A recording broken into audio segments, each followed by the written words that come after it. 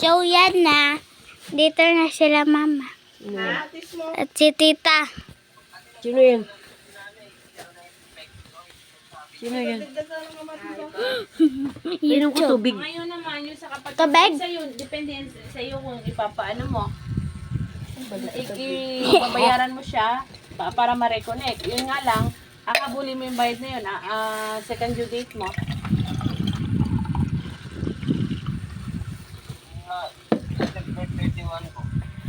Yun na nga, habulin mo yun. Kasi ano na eh, 2 buwan ka na din magbayad eh, magtatatlo na eh.